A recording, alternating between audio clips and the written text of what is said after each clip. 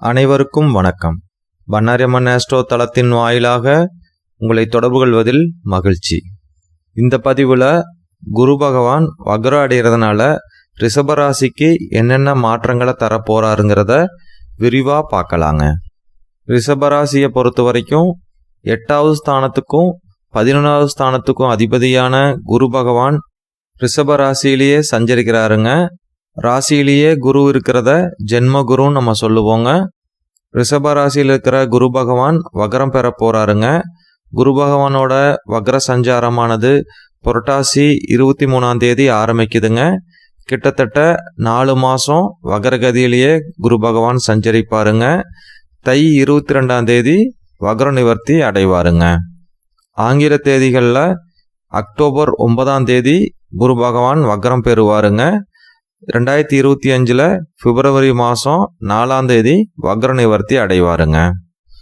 பொதுவாகவே குரு பகவானும் சந்திர பகவானும் ஒரே ராசியில் சேர்ந்து இருக்கிறத விட சந்திரனுக்கு குரு பார்வை கிடைக்கிறதாங்க மிகவும் சிறப்பு. அதாவது சந்திரனுக்கு 5, 7, 9 ஸ்தானங்கள் இருக்கிறது ரொம்பவே சிறப்புங்க. ஒரே ராசியில் சந்திரனும் குருவும் இருக்கிறதுனால சந்திரனுக்கு நிறைய தோஷங்கள் ஏற்படுங்க. ஆல்ரெடி ஜென்மத்தில் இருக்கிறதுனாலேயே நிறைய பிரச்சனைகளை கொடுத்துட்டு இருந்த குரு பகவான் இப்போ வக்ர வேற ஆகிறதுனால நிறையா பிரச்சனைகளை திரும்பவும் கொடுப்பாருன்னு பயப்பட வேணாங்க. ஜோதிட சாஸ்திரத்தின்படி வக்ரம் பெற்ற கிரகங்கள் இயல்புக்கு மாறாக செயல்படுங்கிறதாங்க பொதுவான எதிர்பார்ப்பு. அப்படி பார்க்கும்போது பிரச்சனைகளை நிறையா கொடுத்துட்டு இருந்த குரு பகவான் இப்போ தன்னோட இயல்புலேருந்து கொஞ்சம் மாறி இருக்கிறதுனால சில நன்மைகளை எதிர்பார்க்கலாங்க. இப்போவும் பிரச்சனைகள் கண்டிப்பாக இருக்குங்க. அதோட முடிவானது உங்களுக்கு சற்று நன்மை பயக்கிற வகையில் அமையுங்க. முக்கியமாக கடந்த காலங்களில் அதாவது குரு பகவான் ராசிக்கு வந்த பின்னாடி நிறைய அவமானங்களை சந்திச்சுக்கிட்டு இருந்திருப்பீங்க. தேவையற்ற வீண் பழியை சுமந்துட்டு இருந்திருப்பீங்க. அந்த வீண் பழியெல்லாம் வெற்றிகரமாக எதிர்கொண்டு உண்மைத்தன்மையோட நீங்கள் வெளியே வர்றதுக்கான வாய்ப்புகள் ஏற்படுங்க. உங்கள் பேரில் பழி சுமத்துனவங்க கூட தப்பு உணரக்கூடிய காலமாக இது அமையுங்க. அசிங்கத்தையும் அவமானத்தையும் தொட தெரிஞ்சுட்டு ஒரு நிம்மதியை நோக்கி போகக்கூடிய காலமாக இது அமையுங்க. அதனால் மன இறுக்கம், மரம் பாரம், தேவையற்ற அவமானத்தினால ஏற்பட்ட மன குழப்பங்கள்லாம் தீர்ந்து மன சாந்தமாகவும் நிம்மதியாகவும் இருக்கக்கூடிய நிலைமைகள் ஏற்படுங்க. அடுத்ததாக தொழில் செய்கிறவங்களை பொறுத்த வரைக்கும் 10வது ஸ்தானத்தில் சனி பகவான் இருக்கிறதுனாலையும் ஜென்மத்தில் குரு பகவான் இருக்கிறதுனாலையும் தொடர்ந்து பல இன்னல்களை சந்திக்க வேண்டியது வந்திருக்கலாங்க. தொழில் சரியாக நடக்காது இருக்கிறது, கடன் சுமை மேலோங்கிறது, ஒரு சிலர் தொழிலை நிறுத்த வேண்டிய சூழ்நிலைக்கூட ஆளாயிருப்பாங்க. ரொம்பவும் கடுமையான சூழ்நிலையாக தாங்க கடந்த காலங்களில் இருந்திருக்கும். இப்போ குரு பகவான் வக்ரம் பெறதுனால ஓரளவுக்கு நிம்மதி பெருமூச்சு ஓரளவுக்கு இருக்குங்க. தொழிலும் ஒரு பாசிட்டிவான பாதையை நோக்கி போகிறக்கான சூழ்நிலைகளும் ஏற்படுங்க. உங்களுக்கு வர வேண்டிய தொகை ரொம்ப நாளாக லாக் ஆகிட்டு வராது இருந்ததுன்னா இந்த காலகட்டங்களில் கேட்கும்போது அது வசூலாகக்கூடிய அமைப்புகளும் உண்டுங்க. அதனால் உங்களுக்கு வர வேண்டிய பணத்தை எல்லாம் இந்த காலகட்டங்களில் துரிதமாக வசூல் பண்ணலாங்க. அது மட்டும் இல்லாத உங்களோட கடன் சுமையும் வெகுவாக குறையறதுக்கான வாய்ப்புகள் ஏற்படுங்க. தொழிலில் வர்ற லாபத்தினாலேயோ இல்லை உங்களுக்கு வர வேண்டிய பாக்கி வந்து சேர்ந்ததுனாலேயோ ஏதோ ஒரு வகையில் உங்களுக்கு வருமானம் வருங்க. அதைய கடன் அடைக்கிறதுக்காக பயன்படுத்துறது நல்லதுங்க. உத்தியோகத்துக்கு போகிறவங்கள பொறுத்த வரைக்கும் வேலையில் ஒரு இடமாற்றத்தை கண்டிப்பாக எதிர்பார்க்கலாங்க. இருக்கிற ஆஃபீஸ்லேயே வேறு ப்ராஜெக்டுக்கு வேறு டீமுக்கு மாறக்கூடிய அமைப்புகள் ஏற்படுங்க. ஒரு சிலருக்கு வேறு கம்பெனிக்கு இடமாறக்கூடிய அமைப்புகள்லாம் ஏற்படுங்க. வேலை மாற்றத்தினால சம்பள உயர்வு ஏற்படுறக்கான வாய்ப்புகள் உண்டுங்க. இருக்கிற இடத்துலையே கூட ஒரு சிலருக்கு சம்பள உயர்வும் பதவி உயர்வும் கிடைக்கிறக்கான வாய்ப்புகளும் உண்டுங்க. எது எப்படி இருந்தாலும் வேலையில் கூடுதல் பணி சுமை, டென்ஷன் இதெல்லாம் தொடர்ந்து இருந்துக்கிட்டே தாங்க இருக்கும். குரு பகவான் வக்ர அடைகிறதுனால இதெல்லாம் மாறப்போகிறது இல்லைங்க. கூடுதலான சில சலுகைகளும் சம்பள உயர்வையும் எதிர்பார்க்கலாங்க. அதனால் எவ்வளோ சிரமம் இருந்தாலும் அதையெல்லாம் பொறுத்துக்கிட்டு வேலை செய்யலாங்கிற எண்ணங்கள் உங்களுக்குள்ள ஏற்படுங்க. கவர்மெண்ட் உத்தியோகத்தில் இருக்கிறவங்கள பொறுத்த வரைக்கும் டிரான்ஸ்ஃபர் கிடைக்கிறதுக்கான வாய்ப்புகள் உண்டுங்க. அதனால் ட்ரான்ஸ்ஃபருக்காக ட்ரை பண்ணுறவங்க இந்த சமயத்தில் ட்ரை பண்ணும்போது எதிர்பார்த்த இடத்துல உங்களுக்கு ட்ரான்ஸ்ஃபர் அமையறக்கான வாய்ப்புகளும் உண்டுங்க.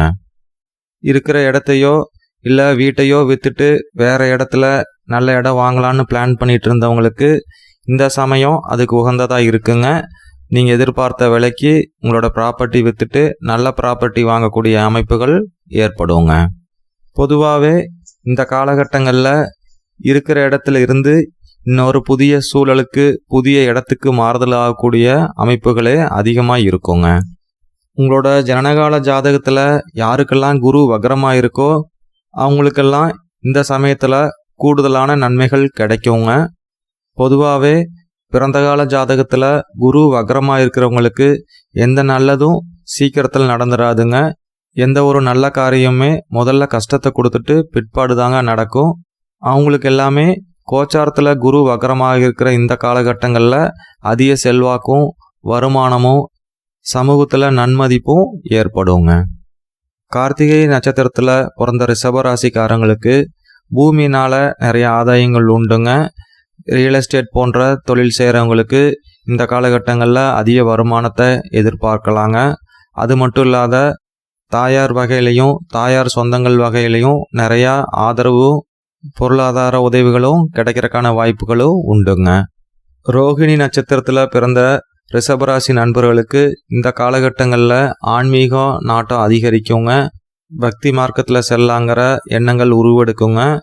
இந்த எண்ணங்கள் அவங்க கடந்த காலத்தில் சந்தித்த பிரச்சனைனால கூட ஏற்பட்டிருக்கலாங்க. மிருகசீரிட நட்சத்திரத்தில் பிறந்த ரிஷபராசி நண்பர்களுக்கு கணவன் மனைவி உறவில் ஒரு முன்னேற்றம் ஏற்படுறக்கான வாய்ப்புகள் உண்டுங்க.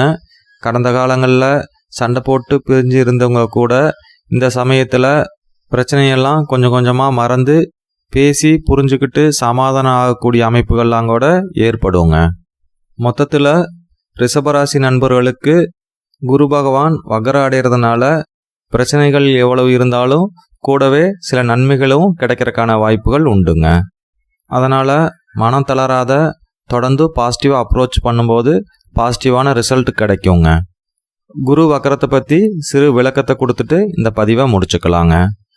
குரு பகவானுக்கு சூரிய பகவான் 5வது ஸ்தானத்துக்கு வரும்போது குரு வக்ரம் ஏற்படுங்க.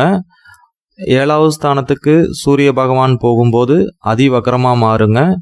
குரு பகவான் என்ற ஸ்தானத்திலிருந்து சூரியன் 9வது ஸ்தானத்துக்கு வரும்போது வக்ர நிவர்த்தி அடைவாருங்க. குரு பகவானோட வக்ர பெயர்ச்சியோ இல்லை பெயர்ச்சியோ யாருக்கு அதிக தாக்கத்தை ஏற்படுத்தும்னா, அதாவது ராசிப்படியோ அல்லது லக்னத்தின் படியோ குரு பகவான் தர வேண்டிய நல்ல பலன்களோ இல்லை கெட்ட பலன்களோ யாருக்கு அதிகமாக நடக்கும்னா, யாருக்கெல்லாம் பிறந்த கால ஜாதகத்தின்படி குரு திசை நடக்குதோ அல்லது மற்ற கிரகங்களோட திசையில் குரு புத்தி நடக்குதோ அவங்களுக்கெல்லாம் இதோட தாக்கம் அதிகமாகவே இருக்குங்க. அது மட்டும் இல்லாத குரு பகவான் சஞ்சரிக்கிற ரிஷபராசியில் வேறு ஏதாவது கிரகங்கள் இருந்தாலும் அதோட தாக்கத்தினாலையும் பலன்கள் மாறுங்கிறதையும் ஞாபகத்தில் வச்சுக்கணுங்க. மீண்டும் நல்லதொரு பதிவில் சந்திக்கலாங்க. நன்றி.